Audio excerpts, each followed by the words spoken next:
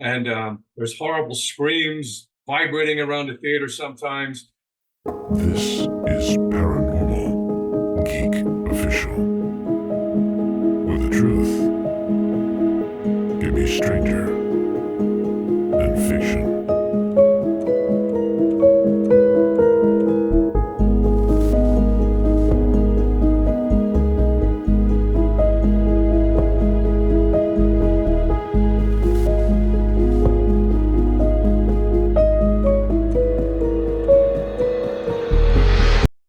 Welcome back to Paranormal Geek, and today's guest, a repeating guest and becoming a favorite guest of mine, is none other than Randy J. Randy J is an historian specializing in United States history who has recently researched and nominated 5 properties that have been successfully added into the National Register of Historic Places. He is the author of several recent books. He just published one recently and has appeared on several radio shows and PBS documentaries. He earned both a master's degree and a bachelor's degree from California University State. Welcome back, Jay. Hello, I'm happy to be back. Today's topic, which is super cool, haunted theaters. The ghost lights are very practical and used to prevent injuries, and theaters around the world, they are typically used when all other lights are turned off. They also have a spiritual meaning as well. That's interesting. I didn't know that. Discuss the origin and reason for using ghost lights in theaters and why they are still being used today. Yeah, ghost lights have been around a long time, and they're typically a single light bulb on like a vertical stand that they sit on the center stage area to prevent injuries, and also to have some little bit of a light in there when everything else is turned off, and typically when there's really nobody supposed to be in the theater at that point. But there are a lot of stories of superstitions about why they originated and why they're still being used and all that type of thing. And one of the most popular theatrical superstitions is the fact that they think that all theaters have ghosts. There's people that believe that no matter what theater, regarding how modern, how old it is, there's ghosts out there. And there's even a couple theaters over in the London area and some places in Europe that actually reserve seats for ghosts. So they actually have certain seats that nobody sits on because they're reserved for the ghosts that are haunting that particular theater. Some other superstitions believe that they're used to help prevent ghosts from being poltergeists and disrupting operations of the theater, because it allows them to perform on the stage with a little bit of background light for them when nobody else is there. And then other superstitions go to the other side of the story, where they think that they're used to scare ghosts away and they're not to appease them in any way. So those are kind of some of the superstitions about ghost lights, but all theaters really still use them. And for the most part, they're really there to prevent injuries. Interesting. I did not know that. I'm such a paranormal geek, and that's one I've never heard of before. That's really cool. Yeah, but when you think about it, most people, you and I, we don't go into theaters when they're not open, right? So, Right. not in there unless you're trying to do some type of a paranormal investigation and so forth. I don't know why you'd be in a theater at night when you don't work there, you know? Right. That's so cool. So, the next topic, it would be the current Egyptian theater in Park City, Utah, was built in 1926. It was inspired by the discovery of Egyptian pharaoh king tomb. Several unexplained paranormal activities have been reported over the years, including poltergeists. Discuss the several mysteries, paranormal activities that have been reported over the years in Egyptian theater in Park City, Utah. Yeah, that's an interesting theater. I actually was in there already. I went there to the Sundance Film Festival, and part of the film festival, they do present a lot of their movies inside the Egyptian theater. So it's a very, very beautiful, ornate theater that's has an Egyptian theme to it and all that. So it opened in 1926 on Christmas Eve, and some of there's a whole bunch of different types of hauntings that are reported in there, paranormal activity. And there's a lot of people talking about they're hearing footsteps on the wooden floor when there's nobody on the stage. And there's horrible screams vibrating around the theater sometimes. There's a male apparition that's frequently seen there by performers and staff and patrons alike. And then there's this particular male apparition. He's rude sometimes, and he's actually supposedly pushed some people to the floor already. So definitely that's the sign of a poltergeist, paranormal activity. And then sometimes the doors are opening and closing by themselves. You hear that a lot about a lot of these older theaters that are so-called haunted. There's a lot of opening and closing of the doors and the drapes moving back and forth and all that. And the weird thing about this is a couple of historians in the area, they say back in 1902, there was an aspiring actor that was working in the theater as well. And he wound up getting killed in a mining accident. Very, very horrific death that came about, and he was only 21 years old. So now they're saying that his ghost is haunting the theater. And the funny thing about that is there was a paranormal and psychic researchers came in there, and they also claim that a lot of times if a new building is built over the site of a previously haunted building, that the ghosts are inherited into the new building. So there was a theater there before the Egyptian theater. It was called the Dewey Theater, right? That burnt down. And then on the site of that Dewey Theater, this Egyptian theater the Egyptian theater was built there. And then this ghost of this young actor supposedly got inherited over to the Egyptian theater, and now he's in there making himself known sometimes. Wow, that's crazy. It's sad though sometimes when the spirits get stuck to a place like that, and it's like an instant death. That's very interesting. And it's interesting the name. Right. You hear a lot of that where there's a horrific death or a murder or a real sad suicide or something like that. Those are typically the kind of like the stuff of hauntings. You know, they those type of if you want to believe in spirits, the spirits of people that met an SDN like that seem to be more apt to haunt somewhere. There are interesting paranormal stories about two former owners who reportedly now haunt the Cine family at the Silent Movie Theater in Los Angeles, California. I have a friend there that might be interested in this. One was a preserver of old movies who died because of his obsession, and the other was murdered by a hitman in the theater. Discuss the two ghosts that reportedly reside in the Cine family at the Silent Movie Theater in Los Angeles, California. Shouting out. This is probably good for you. The Silent Movie Theater in Los Angeles is a very interesting story. I mean, it's a fairly new building. It was built and opened in 1942, and it's one of the only one. I think might even be the only theater that still shows silent movies. And it's been upgraded over the years to include classic music and things like that as well. But it still shows these old classic silent movies. Well, John Hampton, the original owner of that, really loved silent movies, and he became a restorer of all this cinema history, right? But the problem with that was he was exposed to all these harsh chemicals for many decades, and he wound up developing cancer, and as a result he wound up dying because of this obsession he had with the restoration of silent films. So the family wound up selling it to a family friend in 1991. A guy named Lawrence Austin bought it, and he started making a couple of changes in there, and he renovated the building and so forth and brought it back to life. And in 1997, several years after he initially reopened it, he got murdered in the lobby right in front of the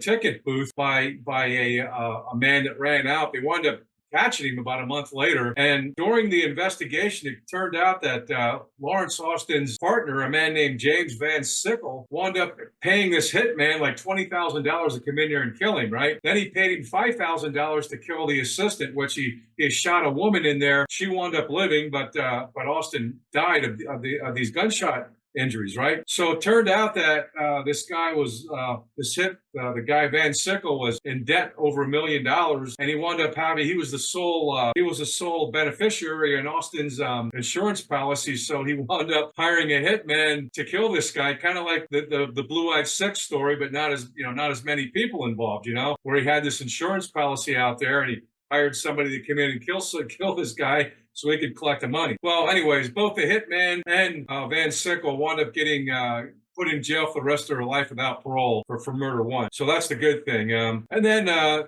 man named Charlie Lussman opened a theater a couple of years later, and all kinds of paranormal activity started happening in there. He tried to bring in, and he did bring in 3D movie technology. And apparently these apparitions in there didn't like that. It was a violation of the old, violating the classic silent movie scenarios. So he really thought this place was haunted, and he always started hearing these keys jingling around, and he couldn't understand it. He talked to people about it. It turned out that the original owner, John Hampton, used to have this habit of walking around jingling his keys. So here it is years later, and Hampton's ghost is in there, and one of the main experiences, the haunted experiences, is the sound of jiggling keys walking around in the theater. So it doesn't really end there. There's a lot of other paranormal things that's happened in there. I think some are really interesting. In the lobby where this murder took place, there's a blood stain that appears and disappears. People see it there. They go tell somebody. They come back. It's gone.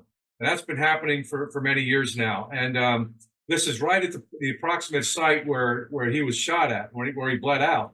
And Austin's ghost is seen lingering in the lobby sometimes by a lot of different people, and the projection booth area is a lot of activity in there. They're not quite sure if it's a former projectionist or Austin or who it is in there, but there's ghosts sighted in there quite a bit. And then the funny thing is there's like a loft in this building, and that's where Austin and his wife lived for a long time. And there's a lot of paranormal activity in that loft. So this building has an awful lot of paranormal activity. It was closed down for a couple of years. It reopened in 2022. It's now called the Fairfax Cinema, but I believe they're still showing silent films in there as well as other types of movies and classic music and so forth.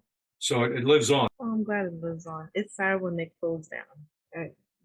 The lore of it just died. I mean, it doesn't die. People will continue to talk about it, but it's kind of sad to see something physically that we could go visit no longer exists. And that we'll be talking about later in the video, but there are some places like that. The next theater we'll be talking about, many ghost sightings have been reported, presumably of a former projectionist who dropped dead in the Tampa Theater in Tampa, Florida in 1995. His ghost is reportedly haunting the theater to this day. The Phantom of the Tampa Theater in Tampa, Florida is our next. Yeah, the Tampa Theater is, I live in Florida. I don't really live too far from there. I've never been in there. After I did this research, I read up about it. Now I want to go. Me too. It's a beautiful, classic place. It was built back in 1926 by one of the most fabled theater architects in the history of the United States, a guy named John Emerson. So this theater is just absolutely ornate. It's one of the major classic theaters that still exist around the country, and it was enormously popular back in the 20s and still stays popular to this day. There's typically reportings of 4 different ghosts in there, and one of them is a female apparition that walks around in a flowing white dress. And then another one is a male spirit that wears a fedora hat. And believe it or not, he's always seems to be spotted in seat number 308. It's other theaters around the country have, and also around the world, have similar stories where an apparition or a ghost or whatever you want to call it, paranormal activity is always centered around a particular seat or a particular area in these theaters. Psychics investigated the area, and they say that they felt this presence as well, multiple presence in there.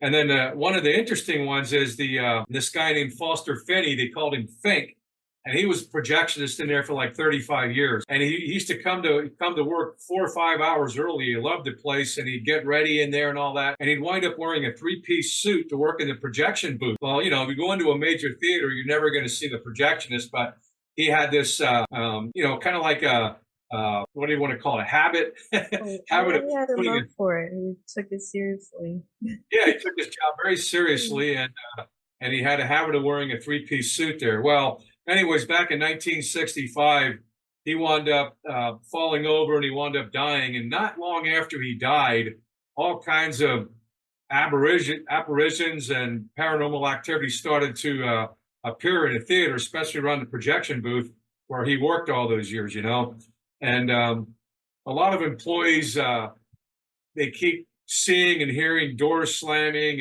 and doors being pushed behind them and things like that. And when they're changing film, they're still using some traditional 35 millimeter film where you have to change from one reel to the next to complete the film. When they're in the process of changing the film, they're concentrating on the projection camera and so forth. And this is when they get tapped on the shoulder and whisperings and stuff like that. So there, like I said, there's four reported ghosts in there, and this guy Fink is the most active of all of them. So Tampa Theater in Florida, definitely definitely a reported haunted area. I can't wait to go back to visit Florida. I'm originally from Florida too. That's so interesting. Our next theater, we're going around the world here, is the Fulton Theater in Lancaster, Pennsylvania. That's where I'm at right now, Pennsylvania. Might be the most haunted theater in Pennsylvania. Why is it always Pennsylvania that's so haunted? Reportedly, several ghosts of actively haunt this theater, including Broadway star Marie Cahill, who died in 1933 in New York City, and then her ghost returned to Lancaster. Several reported ghosts that call the Fulton Theater in Lancaster, Pennsylvania, home. Yes, the Fulton Theater is most likely the most haunted theater in Pennsylvania and probably one of the most haunted theaters in the whole country. And it was built way back in 1852, and it's had a history of major Broadway musicals and dramas and comedies in there. So there's even to this day, there's a lot of top-notch New York City performances in there, and people that work in Broadway come to the Fulton Theater to do gigs there as well. So back in 2020, there's a kind of like a paranormal program called Portals to Hell. And Ozzy Osbourne's son, Jack, is part of this program, right? And they came there and they did this investigation in there, and they shot a whole one of their whole programs is right there at the Fulton Theater. So kind of reintroduced the Fulton Theater to the nation as one of its most haunted theaters in the whole country. And they say it showed the spirited side of the theater to the nation. That's kind of the way that some of the local people that do ghost talks and ghost walks around Lancaster call that now. So one of the more like the poltergeists in there, there's an apparition that they call the Whistler, and people have been hearing this Whistler in there for decades. And sometimes they're doing a performance on stage, or they're sitting there watching a performance, and all of a sudden somebody's whistling in their ear. And this is a very, very frequent, common reporting in there. And the Whistler described as wearing a white suit with a straw hat and a brown belt and a big buckle. So very, very detailed descriptions constantly come up with people seeing this apparition in there. So a very interesting piece of paranormal history in there. And another thing, some of the people that perform on stage, they claim if they missed a line or forgot a line or they stumbled over a word, all of a sudden they hear whistling in their ear. It's almost like the Whistler is teasing them and pointing out their faults and their misrepresentations of the particular performance that's going on there. Another interesting story was there was a man that was talking to one of the theater employees, and he was telling the theater employee how happy he was to be here because it's the first time he's ever got to see his granddaughter sing and perform on stage. So after the performance was over, this man went up to the woman and he said, "Hey, I just got to meet your grandfather." And he said he was very, very happy to finally see you. She goes, "Both of my grandfather have been dead for many years."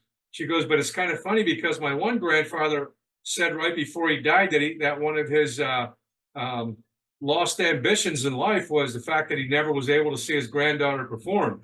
So apparently his ghost came back to the Fulton Theater to actually watch his granddaughter perform on stage there. And then, the most famous ghost story of all is a Broadway star, Marie Cahill, which you had mentioned earlier. She died back in 1933.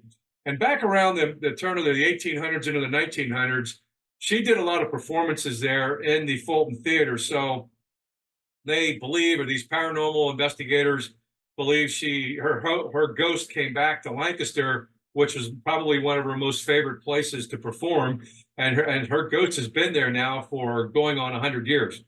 And the funny thing about her ghost is the reportings it's almost always to females. She's almost always being seen by females, and she whispers in their ear, and she's down in the dressing room area. That's where she used to always want a dressing room down in the stairs area. There used to be a spiral staircase in there, and she'd love walking up and down this spiral staircase. So in that area, the theater is where most of these people see her ghost, and almost all of them are women. And a lot of people say that she's jealous of her female divas, and that's why she presents herself to these females. So the Fulton Theater in Lancaster has some very, very interesting and almost believable ghost stories, if you want to put it that way. I wonder if anybody watching would want me to go, even if they made an episode. Like if you guys want me to go. You don't live too far from the Fulton Theater. You need to go down there and check it out, Randy's daring me. Maybe you can ask them to stay on the stage overnight by yourself. I would do it. I wouldn't bother me. She'll probably present herself to you. You could meet a famous Broadway actress, except you're not going to meet her personally. You're going to meet her ghost. She would probably be ready for me. Oh God. I might take that challenge in the future. So the next topic, and we're going close to my hometown right at the moment. The once majestic vintage Colonial Theater in Lebanon, Pennsylvania, was demolished in 2000. It had the look and feel of a classic haunted theater. Over the years, there were many people who thought it was haunted. However, no known documented paranormal stories were ever officially reported. That's our next topic, is the Colonial Theater in Lebanon, Pennsylvania. Literally, that's where I live right now. Yeah, the Colonial Theater, I used to go there a lot when I was a kid, and I loved the place. It was built back in 1923 and had this absolutely ornate interior. It was called the Adams style, kind of like an 18th century neoclassical decorative style in there. Beautiful, beautiful theater with plasterwork and painting and brass fixtures and chandeliers and so forth. It was just absolutely a gorgeous theater. And then it went into disrepair. The roof started to leak. It became beyond economical repair, and the city of Lebanon had to tear it down in the year 2000. But in that theater, there was all the makings and all the recipe for hauntings in there. It had a really big basement that used to have stores down there. It had a photography business down there for many decades, and a projectionist room. It had a ballroom balcony area and all that. So there was all these different classic niches in there of what you'd consider to be a kind of like a haunted theater. So, when people went in there, including myself, I used to always be kind of looking around, gee, am I going to be able to see any ghosts in here? Well, I never did. I don't remember anybody ever seeing any ghosts in there. We talked about it a lot. I bet this is haunted, but nobody ever really experienced a haunting in there that I know of.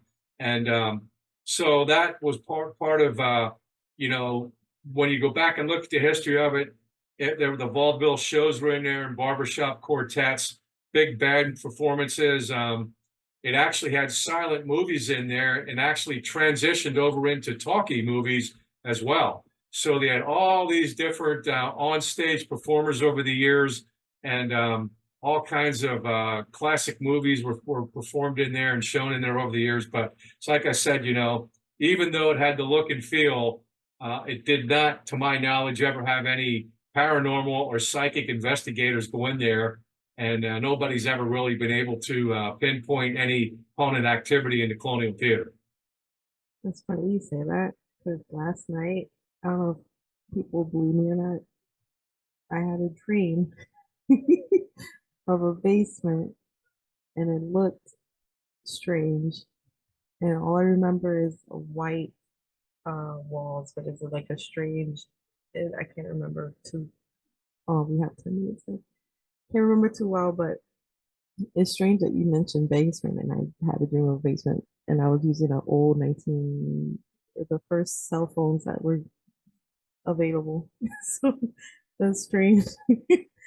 The next topic, and I might try to visit that place one day. Another once an impressive, and it's the last theater we're going to be talking about. Another once impressive vintage movie house in Lebanon, Pennsylvania, the Academy Theater, was demolished in 1985. The interior of the theater surely had a haunted look and feel about it. Over the years, there were many people who thought it was haunted. However, no known documented paranormal stories were ever officially reported. That's our last topic of the moment. Yeah, Lebanon. yeah, the Academy Theater again was in downtown Lebanon, and I went in there many times when I was a kid and teenager and all that, you know. And again, it was a very, very beautiful building.